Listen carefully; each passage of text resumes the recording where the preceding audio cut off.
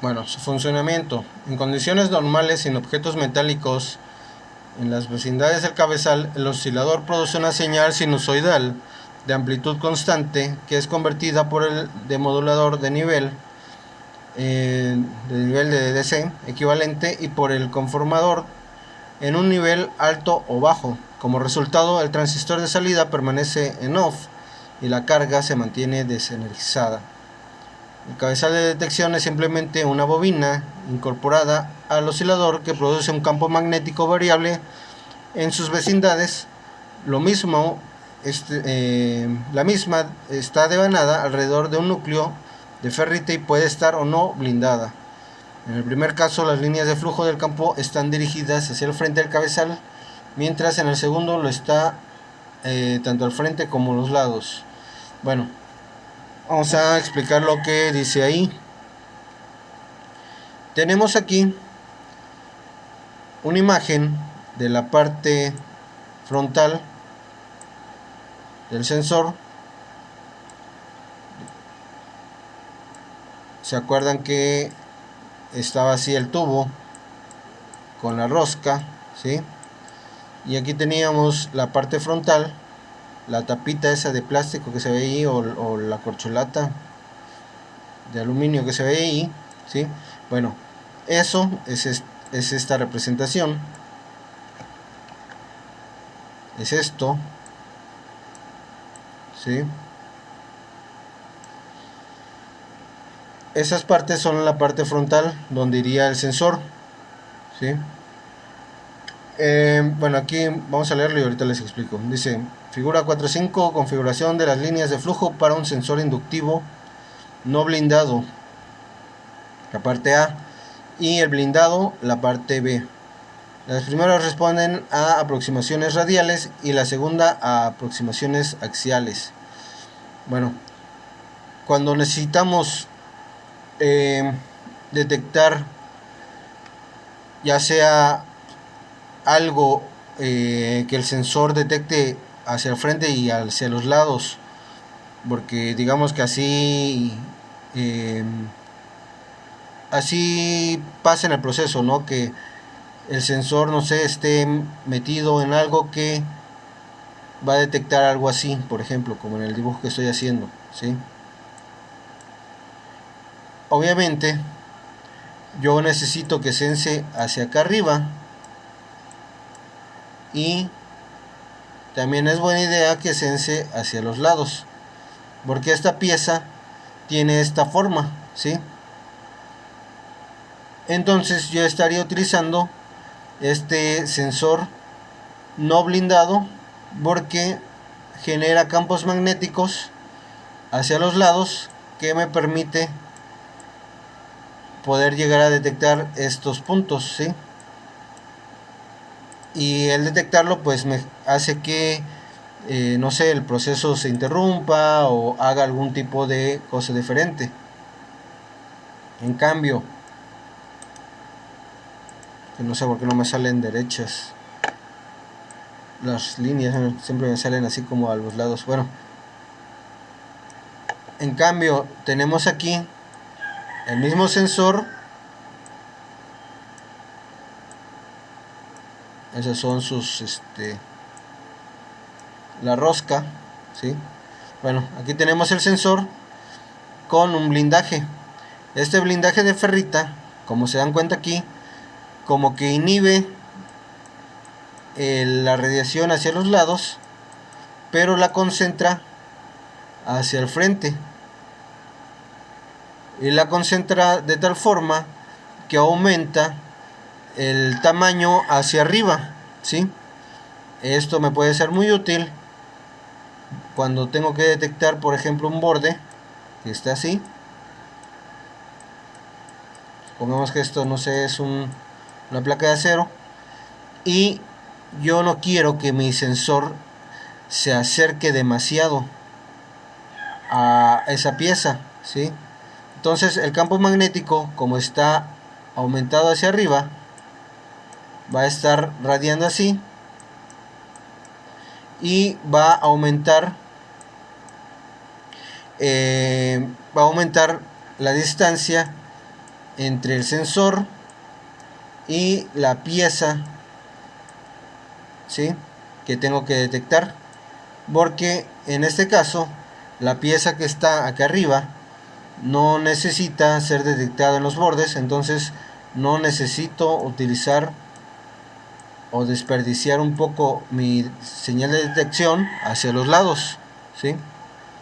Entonces serían, digamos que los usos que se le pudieran dar a los sensores no blindados, que sería en este caso, y blindados, que serían este caso, ¿sí? Bueno, vimos por ahí que hablábamos sobre la palabra axial. Axial es usada como adjetivo que hace referencia a relativo a un eje relacionado con el eje o que tiene forma de eje. Es decir, si estamos hablando de forma axial, estamos diciendo que es sobre el eje de nuestro sensor, ¿sí? ¿Se acuerdan aquí en la lámina anterior? Dice: los primeros responden a aproximaciones radiales y los segundos a aproximaciones radiales. Digo, axiales. Radiales, que están alrededor de él, y axiales, que están, digamos que frente, siguiendo el eje de él, ¿sí? Entonces, la palabra axial es usada como adjetivo que hace referencia o relativo a un eje, es decir, la señal que va a detectar hacia el frente. En cambio, radial hace referencia a la parte del contorno, es decir, a esta sección, ¿sí?, a la que no es axial, sino al contorno de él. Bueno, aquí tenemos lo que es el diagrama de un sensor inductivo por dentro. Obviamente pues no lo vamos a estudiar así a grandes rasgos, lo vamos a platicar a grandes rasgos, porque no es la intención de que hagan el diseño de algún sensor inductivo, ¿sí? Aquí lo importante que vean es esta parte, esta sección. Se compone de una inductancia. Una inductancia es, digamos, como un alambre enrollado, ¿sí?, haciendo juego con un capacitor. Pasa a una sección de amplificación. Esta sección de amplificación pasa a una segunda, a una detección de histéresis, digamos que para limitar la señal, ¿sí?, para saber cuál es un falso, ¿sí? Todo lo que esté aquí adentro de esta señal es lo que va a permitir esta etapa, y de ahí pasa a una etapa de amplificación y lo manda como salida hacia los aparatos que detecte al sensor, o más bien que interprete la señal de ese sensor. Es decir, aquí esta inductancia y capacitancia me da una muy pequeña señal, la cual el amplificador operacional que está aquí me va a hacer una ligera amplificación, ¿sí? Posiblemente lo que haga es nada más transformar a 0 o 5 volts, pero con una muy pequeña corriente. Este detector de histéresis me va a limpiar errores, o a tratar de limpiar lo más posible de errores, ¿sí?, de la señal. Y esta etapa me va a hacer la amplificación de los 5 volts con una corriente mayor, para que pueda salir a otro instrumento que haga la interpretación del valor. Es lo que hace por dentro el sensor inductivo.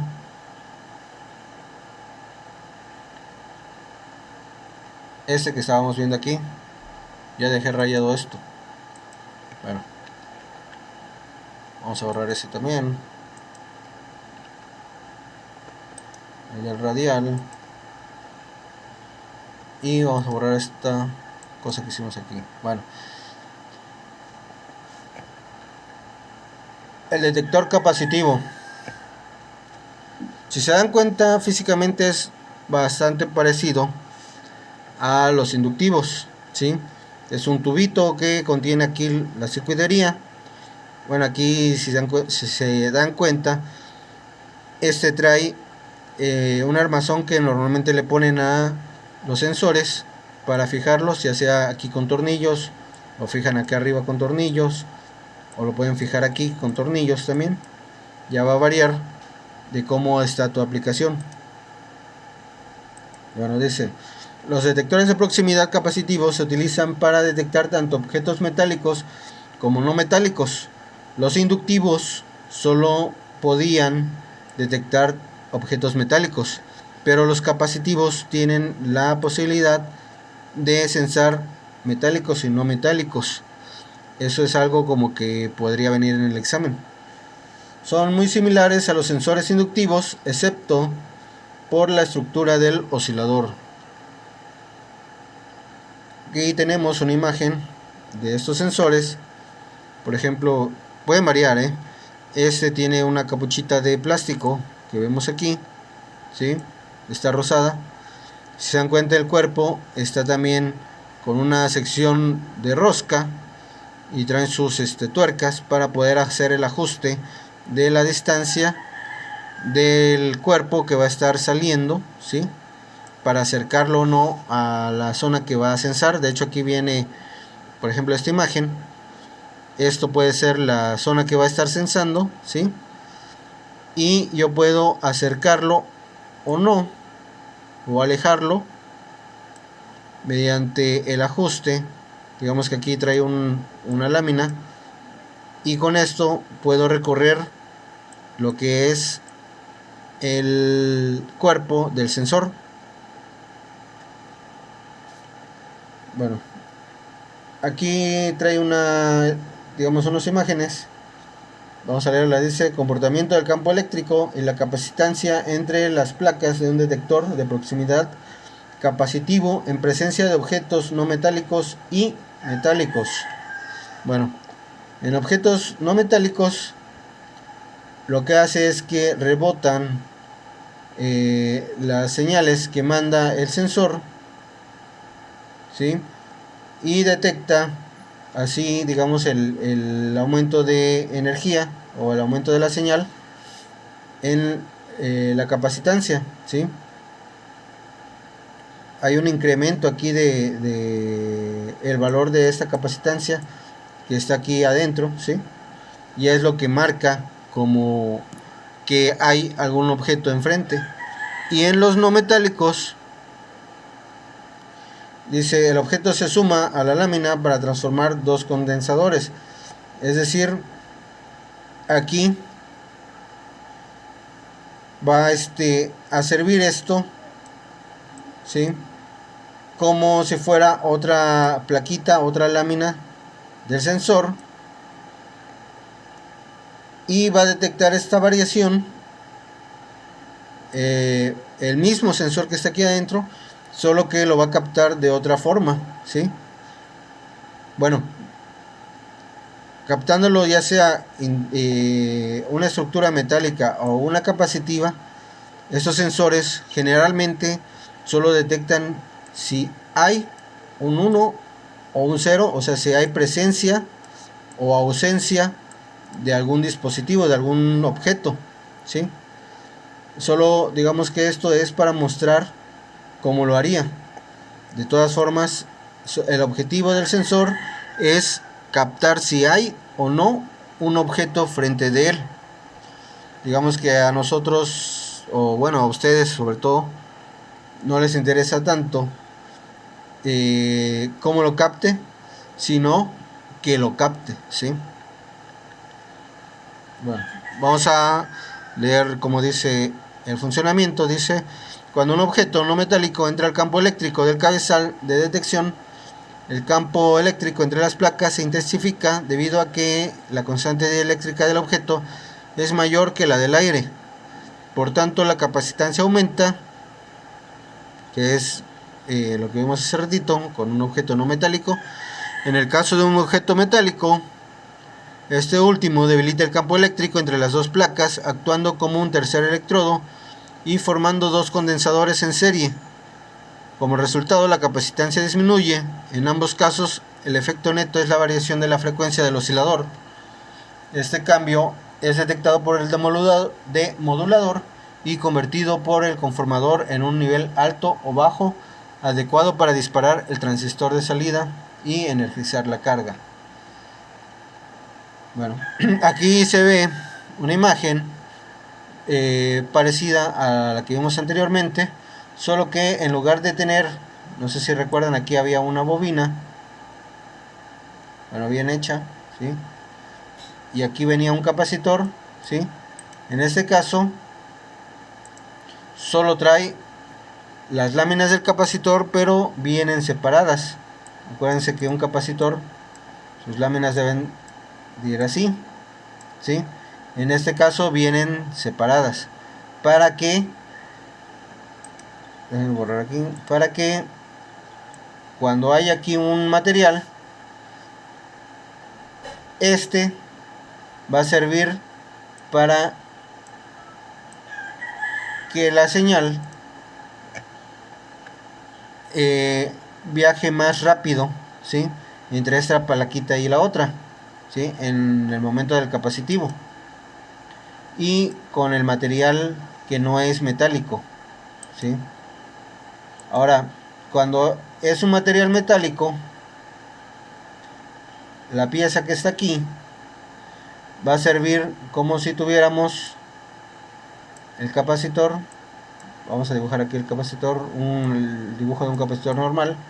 Este capacitor va a detectar a esta lámina metálica como una tercera placa aquí, y esto él lo va a detectar como si tuviéramos dos capacitores en serie, ¿sí? Bueno, esto aquí me va a hacer una etapa de amplificación y oscilación. El demodulador